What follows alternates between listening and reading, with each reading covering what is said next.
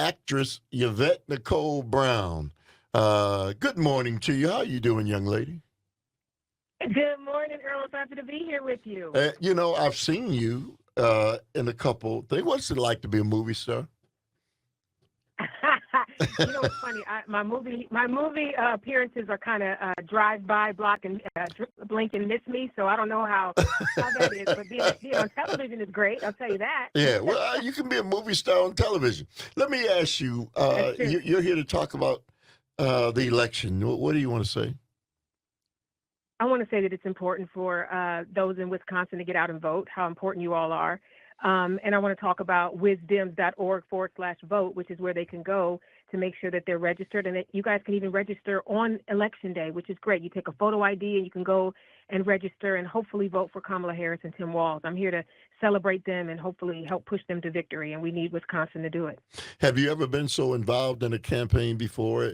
Is it were you involved already, or did the fact that Kamala Harris came into the picture as a candidate for president, ramp up You know, your I, involvement?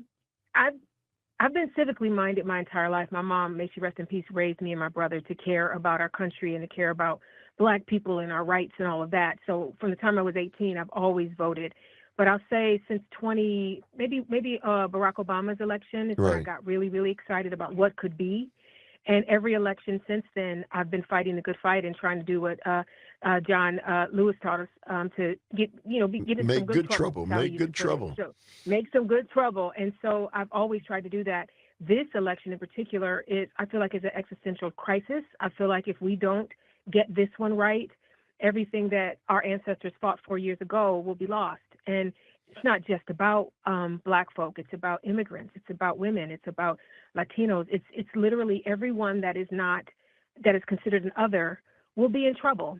And I think Kamala Harris and Tim Walz are the kind of people that care about everybody. And we need those types of leaders. So I am literally up at 7 a.m. in California calling you in Wisconsin to talk about how important it is for everybody to vote. It's so very well said. And the way you approach this as a young woman uh, makes me feel proud as a 70-year-old man that to hear that, you Thank know, you. Thank you. because we need more young people like you. It's your future, and so you Yeah. you you have to.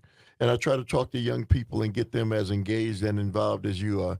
When you talked about the existential threat of the other guy, and I don't know how Yeah. we can't put that into perspective. Even if you can say whatever it is you want to say about Vice President Harris, I don't know how you get to whatever it is about Kamala Harris.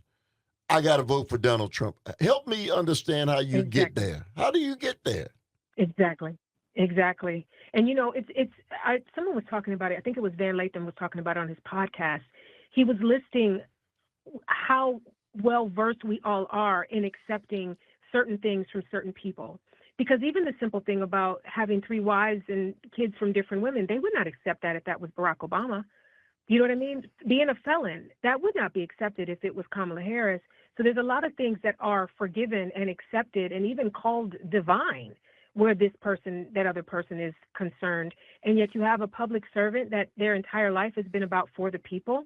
She's worked in every branch of government. She understands every branch of government and has always been on the side of the people. And she wants to do that as president. And yet we want to question her policies when the other side has none.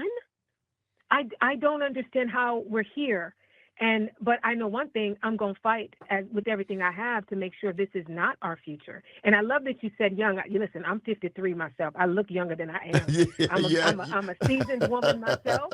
But I do believe that because I have the voice of a lot of the younger people because of the shows that I've done and the projects that I'm a Right. part of, I hope that they'll be like, let me listen to Yvette on this.